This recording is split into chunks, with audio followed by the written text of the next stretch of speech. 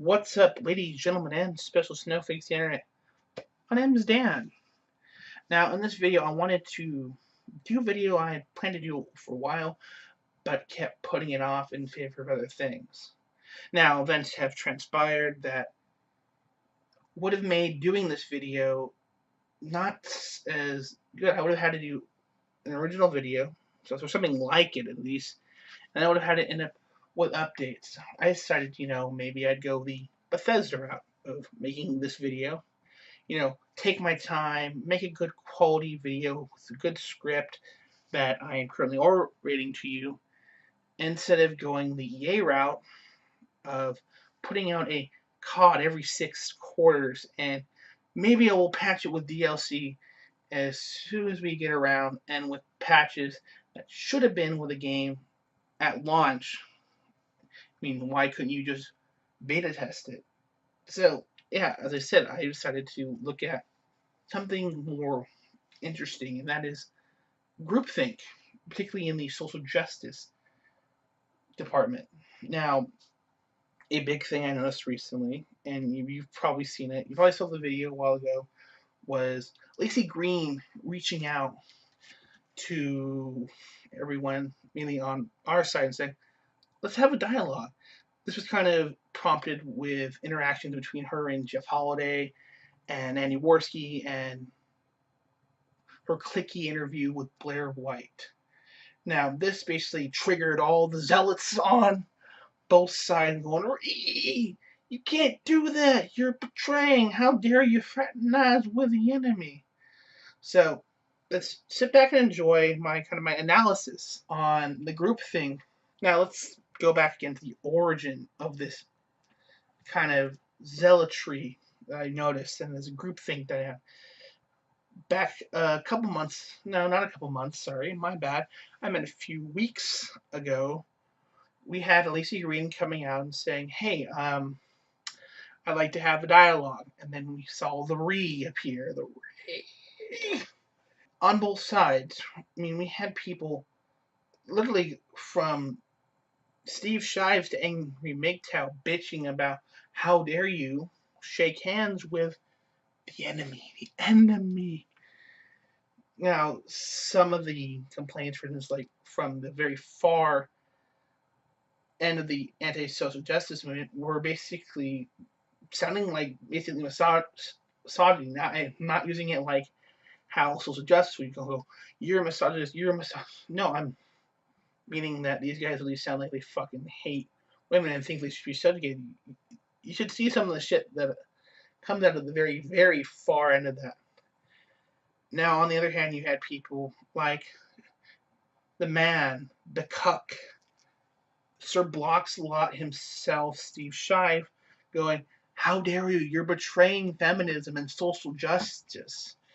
And I'd like to get into that, but that requires a small bit of YouTube history. Now, for those of you who don't know, the kind of modern online social, at least the YouTube version of it, started appearing back at the end of the YouTube atheist kind of movement. The big YouTube, now it's still going on, but the apex of it, where we had people like Amazing Atheist Steve Shives arguing against religious zealots on everything from creationism to same-sex marriage. Now, among these group, I mean, this community, for lack of a better term, of atheists, there was kind of two, I guess you call it two archetypes that really appeared, and I kind of explained that in an earlier video where I talked about the reason why, YouTube atheists now are social justice warriors, at least the more skeptic one. And that's because you had the more logical minded people who were basically debunking the arguments through a logical and reasoned thing. Whereas you had those who were doing it through a more emotional way. And some of those people, I think, might have been repentance. I think these are people who basically felt bad that when they were a kid, maybe their parents were, homophobic, or they were Christians, and they feel like they have to basically flog themselves to make up for that. You know, you know, because when you always want to do better. The problem is sometimes it goes way too far in the case of the social. Now, as the religious right was kind of defeated, and we saw kind of the rise of fourth wave intersectional feminism and social justice in general. Now, many people thought, oh, we've defeated the religious right, but people need, or they're under that opinion that people need order in order to, do well. The fact that many people can't, in a group, in an informal way, go, no, this is not cool, you shouldn't do that, or that's cool. Basically, have informal rules. Now, they had to sit down and they had to proselytize these rules to everyone, much the way that the religious right did. And they started developing what is known as selective humanism, or othering, as I'll refer to it. It's the idea that if you didn't follow those rules, you weren't, oh, hallowed be, Anita or whatever, you were basically a evil person.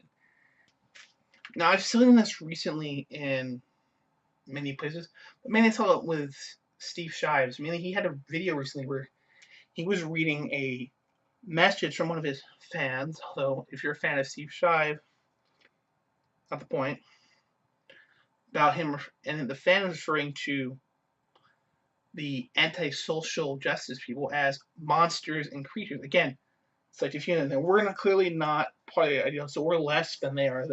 They're so holy, and you heathens need to be destroyed because you're sitting in the way of utopia. Right. So basically, it's saying that we're less than they are, and this is not even the only thing like that.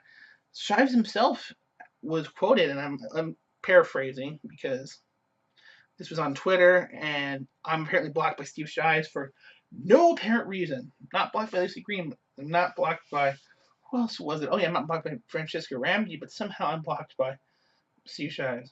I guess it's a good thing because what?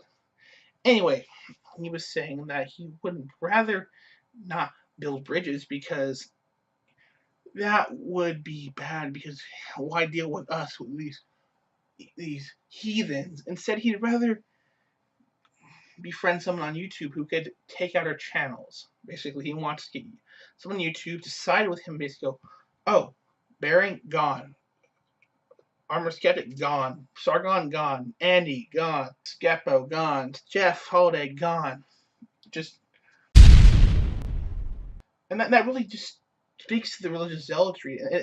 Basically how dogmatic they've become, to the point of actually literally being like a religion. But instead of praying to the altar of a deity, they're praying to the altar of academia ideology. And what's sad is many people, again, were good people. They were fighting against ignorance, but instead have become that way themselves. They live outside of reality. They become science deniers just as much as the creationists were, which is quite sad if you think about it in that way. Now, as I was pointing out, that this is clear signs of groupthink. Again, if you don't agree with them, you're a bad person. You're a heretic, and you'll be exiled. Gone with you. You are excommunicated from the church. And that goes doubly for if you're a female, if you're an ethnic minority, or you're LGBT, because how dare you have your own thoughts and not fit into that neatly stereotyped idea that I have. I mean, I swear, these people, they talk about being progressive and not racist, yet they stereotype more than a TSA agent. Again, it is quite sad that we see this go. And I saw this again more recently, again, not just Steve Shives, but other people. I watched a video recently by Blair White, where another trans woman is accusing her of not being a trans woman because she doesn't agree with what they believe, in the social justice dogma of Saint Anita. No, instead she's like, no, I'm gonna think my way. I'm slightly conservative, but not Blair, not me. And whatever, fuck you. In many ways, this just kind of proves how much of the social justice zealots, as I refer to those who are on that side, because they're not just warriors, they're straight up zealots. They're like crusaders. I think they're wearing their armor and going in Deus Vult, or maybe in Femus Vult. I guess that would be the term. And yeah, I feel quite sad for these people. I'm gonna kind of end on a quote, a famous quote from a movie that many people have seen. And this quite befits the social justice warriors or zealots or whatever you will call them. You either die a hero or you live long enough to see yourself become a villain.